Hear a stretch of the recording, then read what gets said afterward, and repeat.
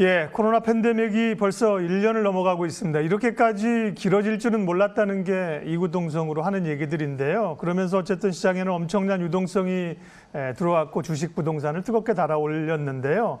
앞으로는 좀 조심해야 될 필요가 있다. 인플레 압력이 있고요. 2023년 엄청난 자산 거품 붕괴가 있을 수 있다. 소위 이제 트리플 버블이라는 단어를 가지고 저희들에게 경각심을 갖게 하시는 분인데요. 2.1 지속가능연구소 한상환 소장님과 함께 오늘 특집으로 이슈 분석하겠습니다. 소장님 어서 오십시오. 네, 안녕하세요. 버블 뭐 이런 얘기는 별로 좋아하는 얘기는 아닌데요. 네. 어쨌든 간에 좀 경고의 소리를 좀 내고 계십니다. 먼저 최근에 경기가 미국 중심으로 해서 조금 경기 회복이 되는 건지 뭐 그 얘기부터 좀 하고 뒷얘기를 이어갔으면 좋겠습니다. 네. 네. 경기는 지금 회복 시그널이 지금 나오고 있고요. 네. 사실 제일 기본적으로는 지금 뭐 백신이잖아요. 그렇죠. 그거 맞으면 이제 돌아다닐 수 있게 된다. 돌아다니게 되면 이제 소비가 늘어난다 이런 건데 미국에서는 이제 백신 접종률이 꽤 좋은 편이고 우리나 유럽은 좀 안 좋습니다만 또 한 소득 한 $10,000에서 $15,000 정도 사이 되는 중진국들 그쪽은 그 소련, 러시아제 또 중국제 백신 가지고 접종률이 굉장히 높아지고 있거든요. 그러니까 우리까지 다 맞게 되면 이제 경기는 좋아질 수밖에 없다 이런 거고요. 근데 실제로 지금 경기가 회복되고 있는 시그널들이 나와요. 그러니까 경기가 좋아지면 제일 먼저 움직이는 게 원자재거든요. 그렇죠. 네. 원자재를 사들여 와야 물건을 만드니까. 그래서 원자재 시장이 작년 4분기부터 이미 올라오기 시작을 했고, 그다음에 이제 우리나라 수출이 경기 회복의 그 인디케이터거든요. 전 세계 모든 증권하는 사람들은 다 우리나라 수출을 본단 말이죠. 왜냐하면 우리가 중간재를 가장 많이 수출하는 나라이기 때문에 예를 들면 반도체가 중국으로 넘어가야 컴퓨터가 조립이 돼서 미국으로 넘어가는 거잖아요. 그러니까 그런 식이기 때문에 보는데 우리나라 수출이 지금 회복 기조로 들어섰죠. 그래서 1월, 2월 지금 다 좋게 나오고 있고 약간 그거에서 후행으로 우리가 또 확인을 한번 해볼 수 있는 건 미국 고용이거든요. 뭐 경기가 좋아지면 이제 고용이 늘어나는 게 뒤따라오기 시작하기 때문에 그런 관점에서 보면 미국이 실업률이 한때 한 13%, 14% 치솟았던 게 지금 한 6.3% 정도까지 떨어졌고 일자리 창출도 많이 늘고 있고 그래서 전반적으로 올해 경기는 그 회복 국면을 맞게 될 거다. 뭐 꽤 좋을 것 같습니다, 올해. 지금까지 얘기하신 걸로 보면 백신 접종도 광범위하게 확산이 되고 있고 경기도 좋아지는데 그러면 좋아할 일만 남은 건데 경고의 목소리를 내시는 건 뭐 어떤 이유에서입니까? 네, 그거는 이제 사실은 뭐 며칠 전에 어제 나왔나요? 그 모건 스탠리에서 올해 이번에 경기가 굉장히 뜨거울 거고 그리고 대신에 짧을 거다. 그러니까 짧고 굵은 경기 회복을 볼 거다. 영어로는 이제 그 hotter and shorter 이렇게 얘기를 하거든요. 그게 지금 그동안에 한 작년 1년 내내 그리고 올해도 사실은 상반기까지는 경기가 본격적으로 회복은 못할 텐데 이런 1년 반이나 2년 정도의 사람들의 소비가 움츠러들어 있었잖아요.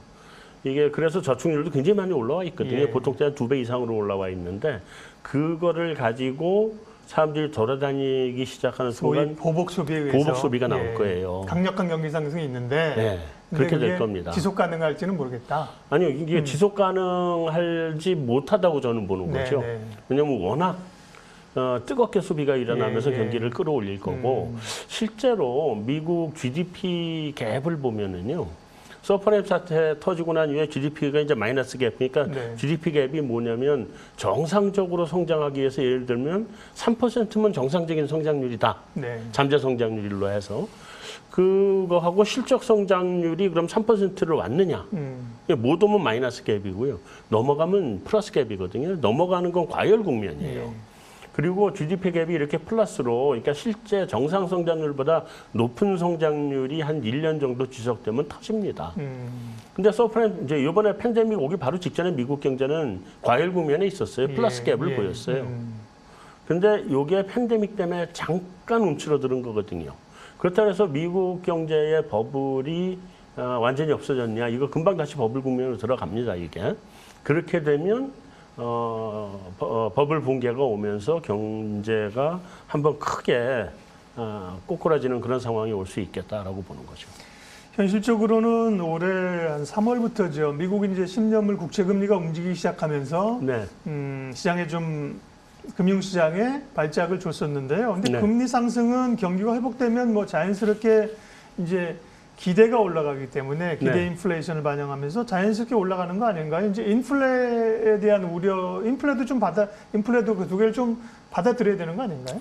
잘 받아들여야죠. 예, 우리가 예. 인플레가 지금 필요한 상황이잖아요. 예, 예. 그래서 그 인플레를 만들어내려고 그 옐런이 고압 경제, 하이 프레셔, 높은 물가 상승 압력의 경제를 원하고 있는 거고 네. 거기에 발맞춰서 그 파월 연준 의장도 작년 9월에 평균 물가 목표제를 하겠다. 그러게요. 그러니까 2020년에 물가가 뭐 0%였다 그러면 올해 4%까지도 허용을 해서 평균으로 2%를 맞추겠다는 거니까 아마 3% 정도까지의 인플레는 우리가 올해 가도 별 그 이상한 건 아닐 거다 이렇게 보긴 하는데 그만큼 또 이제 금리는 반응을 하는 거죠. 뭐 인플레가 있다는 거는 경기가 회복 국면으로 간다는 것이기 때문에 뭐 경기가 이제 전반적으로 이제 회복 국면 쪽으로 이제 돌아섰다 이렇게 보시면 될 것 같고요.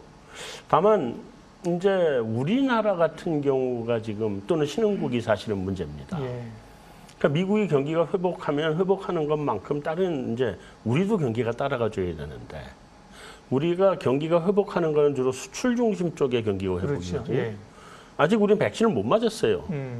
거의 못 맞았잖아요. 근데 미국에서 실세 금리가 올라가기 시작하면 돈이 미국으로 빨려 나가잖아요. 그러니까 우리도 금리 인상을 안 따라 들어갈 수가 없는 국면에 들어오게 돼서 만약에 미국의 그 실세 금리 상승이 좀 빠른 속도로 일어나게 되면 그 한국은행이 금리 인상을 안 하고 버틸 수 있느냐 하는 부분이 좀 고민스러운 거고요. 한국은행이 금리 인상에 따라 나서면 그러면 이제 우리나 신흥국들은 좀 타격이 올 수밖에 없겠죠. 네. 특별히 신흥국에 대한 불안감들은 이번에도 늘 있죠. 보면 한국이나 대만이나 뭐 중국이나 일부 국가는 괜찮겠습니다만 소위 이제 뭐 중남이라든지 원자재 기반한 신흥국들은 굉장히 좀 어려운 상황입니다. 이미 들어갔죠. 그렇죠. 네. 그렇게 보시는군요. 예. 네. 그러면 지금 저희가 트리플 버블이라는 제목을 달았는데 소장님 트리플이라는 게 세 가지 아닙니까, 그죠? 네. 세 가지 버블이 그러면 어떤 걸 얘기하시는 거예요? 뭐 일단 첫 번째는 원자재 슈퍼사이클이 이번에 오는 것 같아요. 그 원자재 슈퍼사이클이 오면서 네. 공급발 그 물가 상승이 오는 것 같고요. 네. 그거는 이미 원자재 시장에서 보면 뭐 유가는 쉐일이라는 게 있어 좀 그렇습니다만 네. 유가도 거의 상단에 왔고.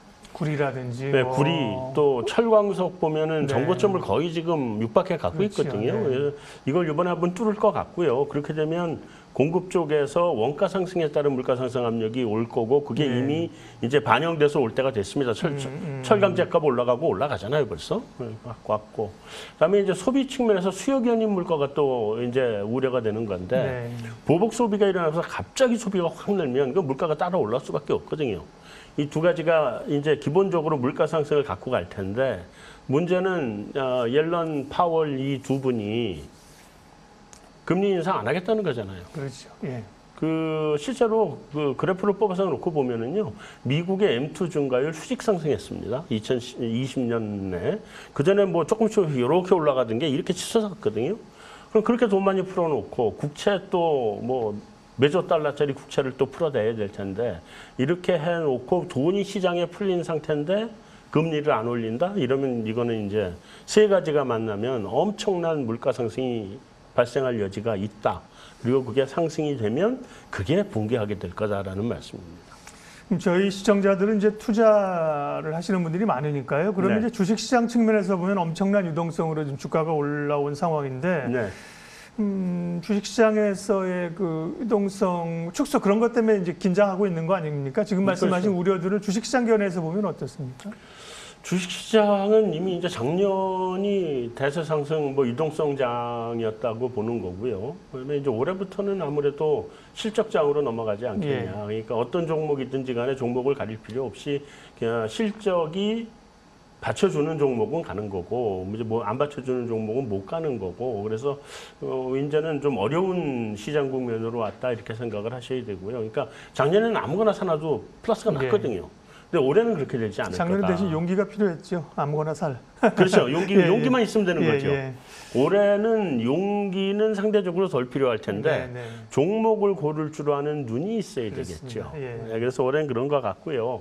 요게 만 내년쯤 뭐 올해 말쯤에 테이퍼링이 좀 뭐 조기 종료를 시작한다든지 또는 내년쯤에 기준금리 인상이 시작된다든지 하는 그런 시점까지는 주식시장 별 문제 없이 갈 텐데 그때쯤 되면은 이제 가드를 좀 올리고 이 주식을 현금으로 바꿔가는 그러니까 현금 비중을 조금씩 늘려가는 그쪽으로 가서 준비를 하는 게 필요한 시장인 것 같고요.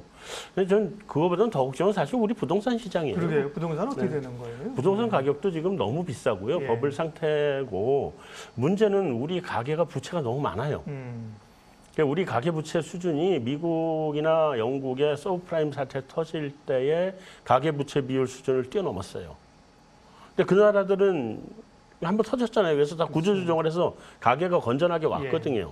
근데 우리는 그때 이미 그 가계가 건전해서 구조조정을 안 하고 넘어왔는데 지금 부채 비율이 그때 상태까지 갔거든요. 근데 미국이 그럼 한국 그 사정 봐줘서 금리 인상 안 할 거냐? 그러지 않거든요. 한국 사정하고 관계없이 금리 인상 스케줄에 들어가게 되면 우리도 따라 들어가게 되고 그러면 사실은 저는 이번엔 부동산 쪽에서 버블 붕괴가 우리는 심하게 올 것 같다. 그리고 부동산 꺼지면은요 소비 심리 확 죽습니다. 그렇죠. 그러면 우리 주식 시장도 타격을 안 받을 수가 없고 그래서 그 부분이 좀 사실 제일 걱정이고요. 왜 부동산 쪽은 좀 올해부터 그러니까 작년 말 올해쯤부터는 자산 비중을 좀 축소해가는 쪽으로 가닥을 잡는 게 유리하지 않겠나 이렇게 보고 있습니다. 파티가 한창 달아올라 있을 때는 우리 한소장 같은 분이 목소리 얘기하면 잘 안 들리거든요. 파티가 달아오고 있으면 막 시끄럽잖아요. 그죠? 그렇죠. 그래서 이제 좀 정리 좀 해야 돼. 나갈 시간 됐어. 그런데 막 음악 소리에서 안 들리거든요. 그런 얘기를. 다만 이제 2023년이라고 얘기를 하셨기 때문에 고전까지는 아까처럼 이제 가드를 올리자는 거는 그 복싱할 게 되면 이렇게 이걸 올리는 게 있습니까? 그렇죠. 자기를 보호해야 되는 단계가 좀 온다는 건데 그러면 투자자들은 주식이나 부동산, 자산시장에서 어떻게 리스크를 대비하는 게 좋은가? 또 그런 가운데 재테크에는 또 기회도 있을 수 있잖아요. 그렇죠. 그 부분을 함께 묶어서 정리해 주십시오. 네. 어차피 우리 이제 개인 투자자들은 이 방송을 보시는 분들이 개인 투자자들이 보실 텐데 개인 투자자들은 어차피 다 모멘텀 투자를 하잖아요. 그러니까 많이 빠지면 사고 올라가면 팔고 뭐 요게 이제 개인 투자자의 특성인데 이번에 과열 국면으로 주식도 들어갈 겁니다. 들어가게 되면 그때는 주식을 비중을 줄이고 채권 비중을 늘려가는 쪽으로 이 개인 투자자들이 채권 별로 안 하시거든요, 사실은.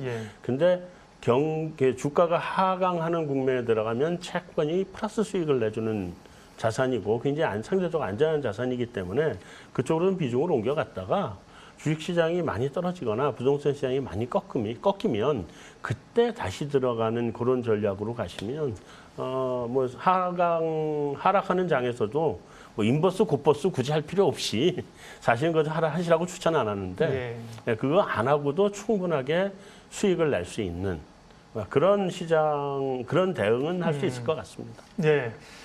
사실은 지금 다들 이제 좀 분위기가 취해 있을 때 이런 목소리를 좀 들어야 됩니다. 우리가 있을 수 있는 거품의 가능성들 경고를 해주셨고요. 앞으로도 소장님과 좀 할 얘기가 많을 것 같습니다. 이 시간을 통해서 궁금한 내용들을 자주 올려주십시오. 2.1 지속가능연구소 한상환 소장님 함께했습니다. 고맙습니다. 네, 수고하십시오.